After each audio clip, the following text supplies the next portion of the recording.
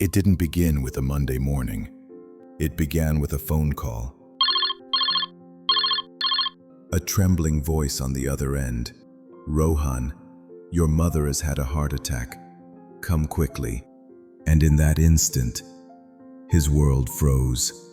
The hum of office chatter, the sound of keyboards, the glow of monitors, everything disappeared into silence. But before that moment, let's step back. Rohan was a software engineer in Bangalore, working at Infosys. The perfect employee, always the first one to arrive and the last one to leave. Deadlines became his weekends. Code replaced conversations. Friendships faded into unread WhatsApp messages. His father was proud of him, but his mother often worried. She would say, Rohan, take care of yourself. You're doing it too much. He would smile and say, Just a little longer, Ma. Once I'm settled, I'll slow down. But life doesn't wait for someday. That morning, when the emergency call came, Rohan ran to his manager's office and said, Sir, my mother is in the hospital.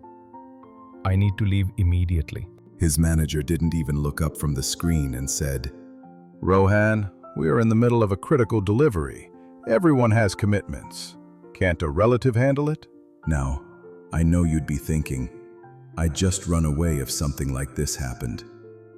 But believe me, for some of us, it isn't that easy, especially when you're trapped in trauma. Rohan's heart sank. He tried to make his boss understand.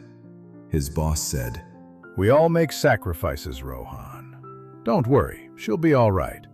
Just update the code as we discussed, and you can leave. By the time he finally broke away and fought through Bangalore's endless traffic, hours had slipped away. And at the hospital, the words he heard shattered him. I am sorry. The first few hours were crucial. We couldn't save her. His mother was gone. Rohan stood by her bed, numb, holding her hand one last time. Ma, forgive me. I'm sorry I couldn't be here on time to speak with you the very last time. The days that followed were a blur of grief and guilt.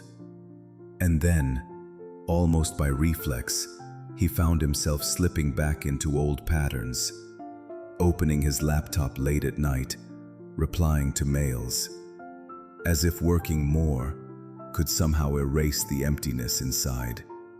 But then he noticed his father standing at the door, a man who had just lost his wife and was now watching his only son disappearing into work again.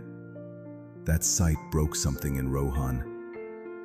He realized he didn't just lose his mother, he was about to lose his father too. That was the turning point. Rohan didn't quit his job, but he quietly quit something else. He quit the habit of saying yes to everything. He quit the belief that career meant sacrificing life itself. Quiet quitting for him wasn't about being lazy. It wasn't about rejecting responsibility.